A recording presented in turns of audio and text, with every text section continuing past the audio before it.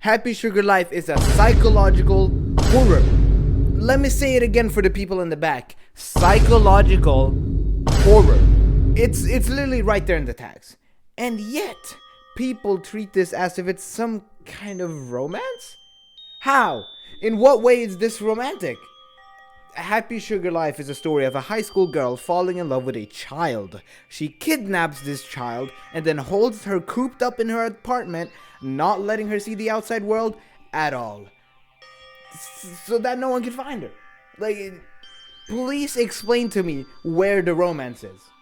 I decided to make this video after I read a review on the Happy Sugar Life anime that features a very silly sentence in it. Quote, "If you don't like yuri, romance, age gap romance, moe girls, lollies, or Stockholm Syndrome fetishism, then take your leave immediately for your own sanity's good." Fucking what? Happy Sugar Life ended up in the same situation as Killing Stalking, where the fans, for some odd reason, decided to fetishize the events that happened in the story. Even though that is absolutely the last thing you're supposed to do. Now, I haven't read Killing Stalking, so I have no idea if the author is actually to blame for the romanticization of the story, but I have seen some pretty unpleasant tweets from her, so I wouldn't be too surprised if that was the case. But at least in the case of Happy Sugar Life, that is not the case. And I'm here to prove that. And not only that, but I'm also here to educate all these absolute fucking degenerates that want to romanticize this story on what it's really about. My name is Lavender, and I'm coming at you today in defense of Happy Sugar Life. Now, before I even start discussing this story, I want to ask you a question. What is your definition of love? Love is a universal language, and I think everyone has the capacity to feel it to some degree. The question isn't if people feel love, but how people feel love. What does love feel like to you? I've made a video about the subject of love before. It's called What is Love? Do go watch it. Shameless plug aside, that video states my thoughts on love. And what those thoughts are is that I think everyone feels love differently. We all know what love is, but if we were to describe it, it'd probably turn out being different for everyone. People love all sorts of people in all sorts of ways, and I think that's honestly where the beauty of love really lies. Now, don't get used to me talking about love so positively, because that is probably the only time I'm gonna do it in this video. As the story we'll be covering today is a story about love, yes, but not a story of romance. It's a story of love, but not a positive one. What we're covering today is a story of the many horrors of humanity's sweetest emotion, love. Sato is a seemingly normal high school girl, except not really, since page 1 of the manga looks like this. Yeah, we're immediately introduced to what kind of story this manga is going to be, as we are treated to our main character Sato Matsuzuka, covered in blood, speaking of a very special and sweet feeling, love. Right from page 1, we know that Sato is in love, and her being covered in blood while speaking of this feeling tells us that her love is not a healthy one. It's not as beautiful as she likes to pretend it is. It's honestly quite horrible. All of this is so clear from the first fucking page of the manga, so I have no clue how you can take this story as romantic. I really gotta stop doing that. Anyway, apart from that, she partakes in the normal high school activities that normal high school girls do, like going to school, hanging with friends, working a nice part-time job at a restaurant, and then even giving out her body to the first boy who asks. You know, the usual. But Sato has recently changed. She's found the person she loves the most in the world. She's fallen in love. Which means no more boys. As Sato goes home, we found out that the person she's been talking about with such love is actually a child.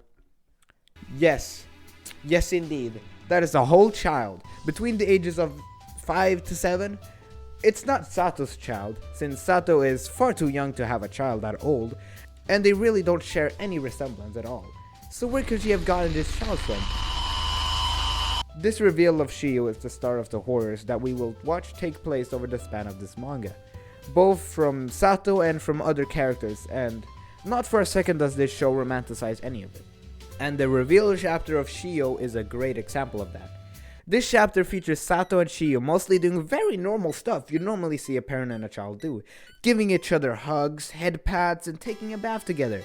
Sato is definitely not a good person, but at least her actions start off pretty normal. But the normality in the relationship is quickly put to an end as we watch as Sato and Shio perform an apparent ritual where they say their vows as if they're getting married. It's a very strange thing to do, but by itself it seems wholesome enough. But yet, this scene seems very eerie, almost creepy. Why? Well, that's because of the clever way the author, Tomoyaki Kagisora, makes use of the spaces between the panels. In Happy Sugar Life, you can't trust the panels. The information that you can find within the panels isn't always to be trusted. And what do I mean by that exactly? Well, the story is told from the perspective of Sato, which means Sato chooses how the story is told. This story is told how Sato sees it. We get to know Sato's thoughts since she's the one telling the story. We don't know what other people are thinking. Since she's the one telling the story, she can make it look a lot more beautiful than it is.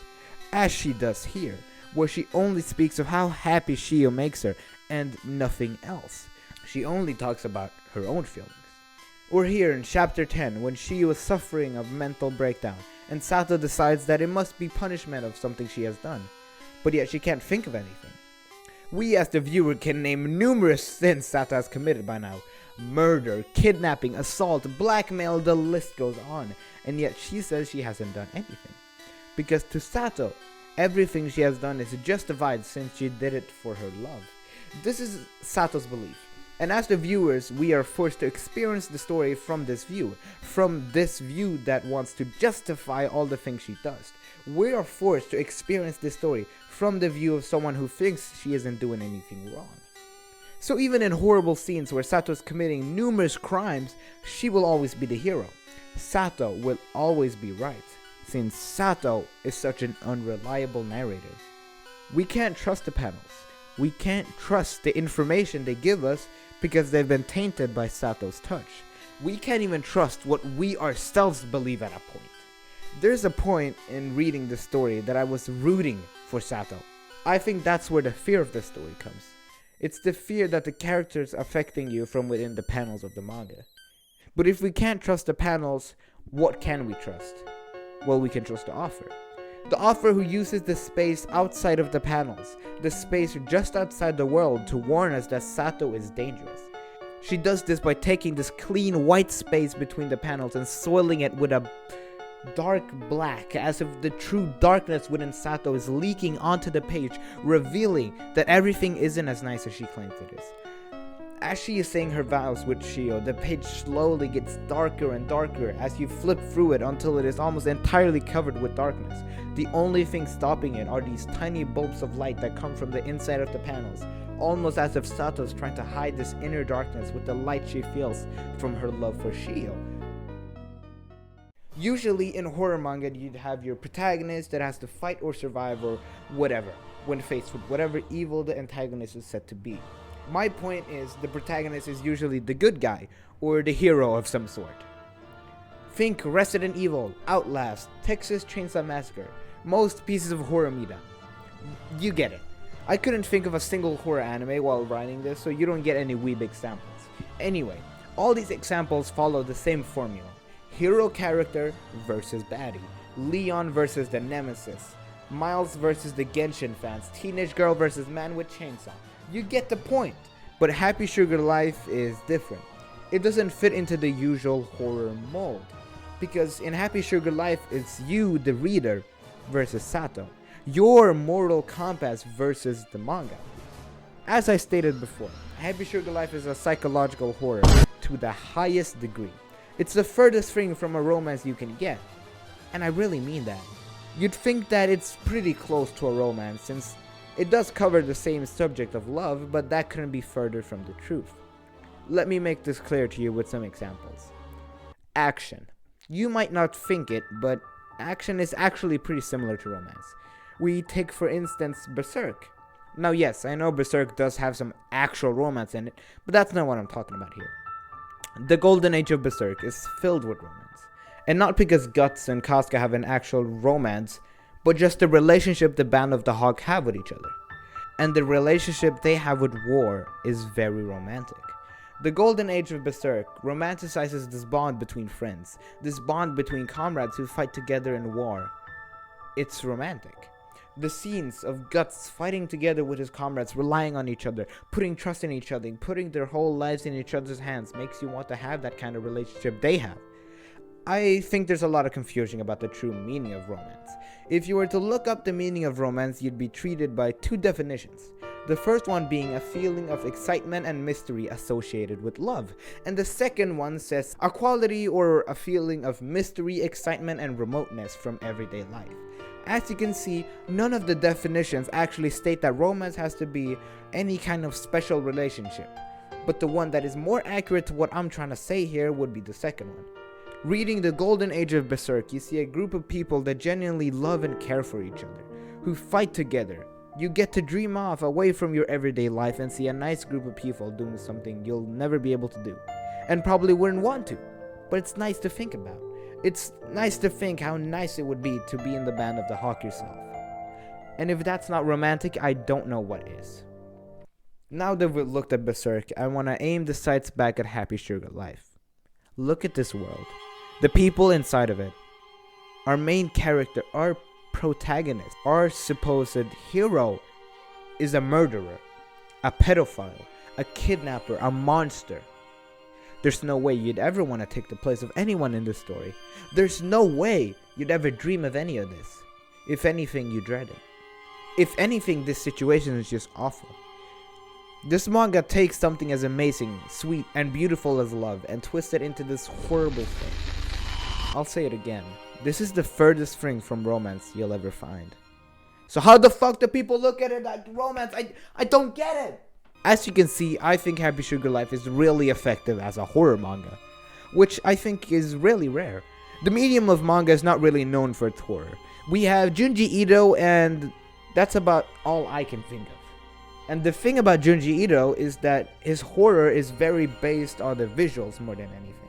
Junji Ito really excels in art more than story. Junji Ito's stories are there to complement the art, and not the other way around, which is really good in its own right, don't get me wrong. But I feel like Junji Ito's horror doesn't really stick with you. I think horror is at its best when you put down whatever book, manga, show, or movie you were enjoying and you still feel the fear. When a week can pass and it sticks with you. Horror is at its peak when you can't forget it. And as much as I love Junji Ito, I don't really think he has that effect. At least not for me. Junji Ito's art is scary at first, but then after that you just enjoy it for how impressive it is. Now, at least for me, Happy Sugar Life stuck with me. And looking at this cute anime girl, it might seem silly, but I think the horror within this manga is really one that sticks with you, because Happy Sugar Life made me fear myself. It's a bit of an exaggeration, but hear me out. I honestly don't know if I'm gonna be the only one who leaves this manga with this experience at this point, but I sure hope not, because the horror I felt upon catching myself unironically cheering for this main character is definitely something that sticks with me to this day. Pretty early on in the story, we're introduced to this mysterious person who's looking for Shio. If you have more than a single brain cell in your head, I'm sure you can figure out that this is Shio's brother, so I'm not even gonna call that a spoiler. But basically, there's a scene which I won't show since that would spoil it, but talking about it vaguely should work. Anyway, Shio's brother is in front of Sato, who is holding Shio's hand, as they are trying to escape from Shio's brother. And in this moment, I was hoping that Shio would go with Sato instead of her brother. I cheered for the pedophile. I cheered for the murderer. Now, I think it's a bit of a stretch to say I was scared of myself during this time, but I was scared of the fact that I had let Sato win. This story is set up in a way so that Sato can try to justify her stance directly to the reader. It's set up as if you're sitting in front of Sato, listening to her telling you this story, trying to manipulate you into siding with her, despite it being so obvious she's in the wrong. Now, I know this makes it sound like the author herself was just trying to justify Sato's actions, but I really don't think this is true, for a variety of reasons. Starting off with the subtle darkening of pages I was talking about before. If the author was trying to romanticize Sato and Chio's relationship, I don't see why she would use paneling like this. It really feels intentional, especially since the darkness slowly creeps in and fills the page instead of just randomly making a page black. I have a hard time believing this isn't intentional. Now obviously this isn't the only thing that makes me believe that she isn't doing this in bad faith, and I think that's pretty obvious if you just, read the manga, but I'll give you guys another example. This scene I brought up earlier in chapter 10 when Sato was planning to tell Shio her sin. At first she can't think of anything since, as I said before, she thinks everything she has done is just. But eventually she does actually think of something. And that's where the chapter ends. Just for the next one to reveal that the one sin she could think of was telling another girl she liked her. The way this reveal is set up is first of all awful, but second of all, it's set up in a way only someone who knew Sato had done several awful things would set it up. If the author thought that everything Sato did was right, she would never set this reveal up like that. There's numerous of examples I can give you, but if you're that curious, you can, just go read the fucking manga. I'm not gonna waste this entire video just justifying this offer, okay? This section is done now. We are moving on. Now, let's take a little break from the manga that I keep telling you to read and discuss the anime for Happy Sugar Life. The anime covers the entire story from start to finish, but just does it worse. To start with, I want to talk about the fact that the anime actually has the tag of girls' love. No, just no. This by itself shows that the creators of the anime completely missed what kind of story Happy Sugar Life is. And taking a look at the two other anime this no-name studio were responsible for, that doesn't surprise me at all. From the first scene of the show, it already strays from the manga, removing a very important scene. The manga starts with Sato sitting covered in blood, talking directly to you, the reader, about her love. It starts with an uncomfortable scene that paints Sato as this insane and dangerous person. It shows that this love of hers isn't a good thing. Now the anime starts with the ending. What? Why? How does that make any sense? Not only does this change remove a very vital scene, but it also spoils the entire show for some reason. If that wasn't bad enough, this scene is also very filled with Sato's romanticization of her actions. This opening scene that was in the manga to set you up for the story by making sure you go in already knowing Sato isn't a good person.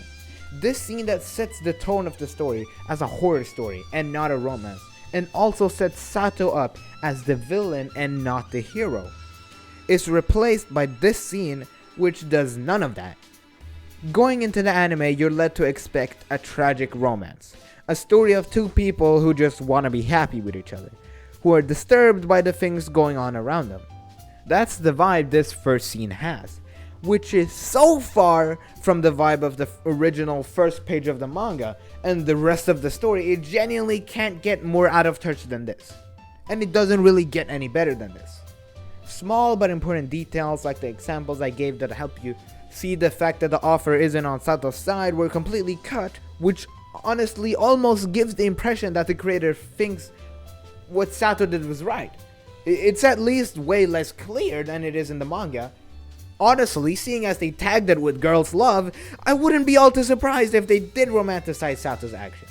But honestly, apart from all that, and that's definitely a lot, it's a pretty faithful adaptation.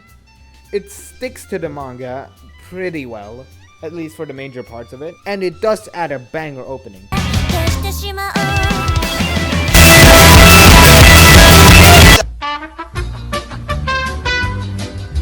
But apart from the opening, I don't really have much positive to say about it. It simply adapts the story pretty soullessly. Doesn't add anything and just kinda makes it worse. There's really no point in watching it when you can just read the manga.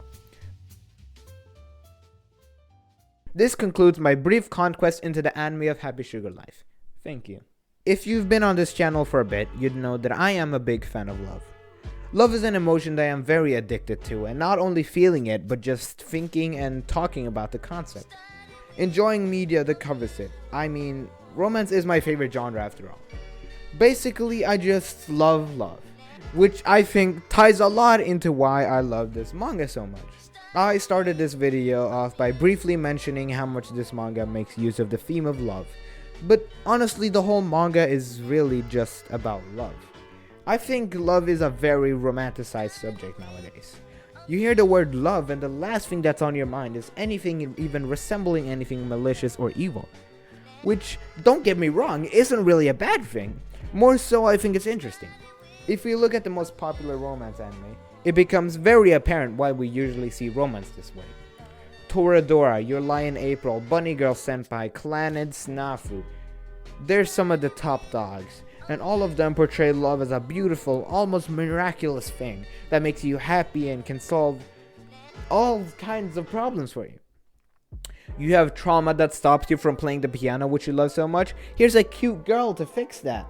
You view your life as ultimately meaningless and refuse to actually do anything about it. Cute girl for you too, mister. You got self-worth issues. Boom, pow, not anymore you don't. Don't get me wrong, all these stories are great, and love can feel exactly as it is depicted in these shows. So what's my end goal here? Well, I just want you to see what side of love usually gets covered by stories. Because as much as we want to believe something can be as beautiful as love without having any downsides, that's far from realistic. Love has its downsides, to be sure. It has its fair share of negative consequences, just like everything else does. And Happy Sugar Life is one of the rare stories that cover that. That cover the toxicity that can sprout from love. Happy Sugar Life shows you the darkest parts of love, the most depraved and horrifying love can get, and not by covering toxic relationships, but instead the pure toxic emotions that love can bring with it. Or, just to put it more simply, it covers the toxic traits of love. Sato is a prime target when discussing toxic traits, since she took the mindset of Ash Ketchum and set out to catch them all. Obsession, possessiveness, dependence, and a lot more. She basically has them all. But I want to focus on her possessiveness, because I think she displays that the best in the story. Sato has Shio locked up inside of her apartment, as she tells her how she must never go out, because it's too dangerous outside. She always tries to keep Shio to herself. But what would happen if she found out there was someone else but her who had gotten a hold of Shio, even if it was in the past? I told you about Shio's brother earlier. And there is a part in the story in which he finds himself laying on a couch after getting jumped by some random guys in the street. And as he's getting jumped, he gets saved by Sato's coworker. It was actually a pretty big part of the story, but I'm not really going to talk about it in this video because, I don't know, I didn't feel like it. But for now, Sato's nameless coworker puts Shio's brother on this couch and tells Sato to watch him as he goes to talk to the manager to try to get some help for this poor guy, as he doesn't want to involve any police saying that adults are all bad and whatnot. Whatever, I don't care about your trauma, little boy. And just like me, Sato doesn't really care about this guy, since she doesn't know who he is. But as she's leaving to go home, he starts saying some vows. But not just any vows, he says the exact same vows that Sato says with Shio. This is where Sato's possessiveness kicks in. The fact that someone else has heard those vows, the fact that someone else knows about them, the fact that Shio has done it with someone else. Possessiveness leads to jealousy, and both are toxic. I do think a relationship should have a little possessiveness, and a little jealousy isn't bad either. These emotions by themselves aren't actually inherently bad. All these quote-unquote toxic or negative traits have been very vilified by the media we consume, so you can definitely not be blamed for looking at them as negative. But they really aren't, until you get too much of them. Too much of anything is bad. There is not a single thing that there isn't a limit to how much you can have of it, before it becomes bad. Lil San ended up in the hospital for a fucking Cheetos overdose, for fuck's sake. Like, if that doesn't prove my point, I don't know what does. And these emotions are no different. These emotions by themselves are fine when they're manageable. There's actually no harm to them at all. But when you let them grow and grow a bit too much, they can become pretty toxic pretty quickly. Happy Sugar Life shows off some of the toxic traits at their absolute worst, to make sure that you know the signs of them, and you know what to do to avoid them. Now, the way they do it is definitely a bit over the top, as Sato's first reaction to feeling jealous is to try to murder the person she's feeling jealous of. But this is a horror manga after all, and I still think their point comes across just the same. I want to go through a few more of these toxic traits, because I think it's honestly a huge part of what makes Happy Sugar Life so great, as well as just being a huge part of the story. Greed is one of the only traits I'd say you can't really find within Sato, as she works hard and all that she really asks for is a simple and happy life with Shio. It's disgusting, but you know, at least she works hard and is happy as long as she gets what she worked for, I guess. I'm really trying to find positives in this woman, okay? Please. But such is not the case for two other characters in this manga. Sato's boss and then one of her teachers. Let's start with the boss. So Sato starts working 2 jobs so she can properly provide for both her and Shio, and on her second day, she already finds herself being confessed to by a fellow coworker. Yes, the same one I mentioned was saving Shio's brother a bit ago. But anyway, he confesses to her and is promptly rejected, because Sato is a new woman, and she has found her one and only. I thought I would remind you that she's talking about a child. Thought that was necessary. But anyway, after her coworker gets sad by her rejection, she sees the boss leading him into a room as she's on her way home. Very suspicious. And if that wasn't suspicious enough, Sato's coworker also stops coming to work after that, which is then blamed on Sato, which forces her into taking on overtime. This overtime she has to do makes it so she gets home very late, and by the time she gets home, Shio is asleep, which means Sato doesn't even get to spend time with her, which she cannot take. But Sato is trying to look on the bright side of things. When she's done with the overtime, at least she'll get paid a lot more, which means she can take better care of Shio. It's finally payday and Sato is excited to get home with a large stack of money, which will let her and Shio enjoy some luxuries. But as she counts her money, she finds she wasn't paid for her overtime. She goes up to her boss saying there must have been some mistake, but her boss assures her everything is as it should be. The boss claims she can do what she wants, since this is her personal empire, and everyone loves her. Sato starts seeing that she's being followed. A stalker, perhaps? One of the jobs she's working is at a maid cafe, and such a thing is sadly not uncommon. No, it is much worse than that. The person following Sato is her teacher. Well, there was also some random guy from the maid cafe, but he's pretty unimportant, so the point is Sato finds herself with her teacher in a dark alleyway. The expression on his face making sure you know the danger that Sato is currently in. He starts talking about his love for minors. It's a scene to be sure. He thinks going after minors is more rewarding since the danger of it just makes it so much better. Absolute fucking creep. Can someone call YouTube? We got EDP on our hands. He then goes on to state that Sato is going to be his next victim. Sato luckily carries a rape whistle, and after she sets it off, he leaves thinking it's too much trouble to be worth it. After Sato's straight up disturbing meeting with her teacher, she goes home to make out with a child, which is equally disturbing. But anyway, moving on, Sato decides to take her revenge on the teacher that even tried to ruin the happy sugar life she's trying to lead with Shio.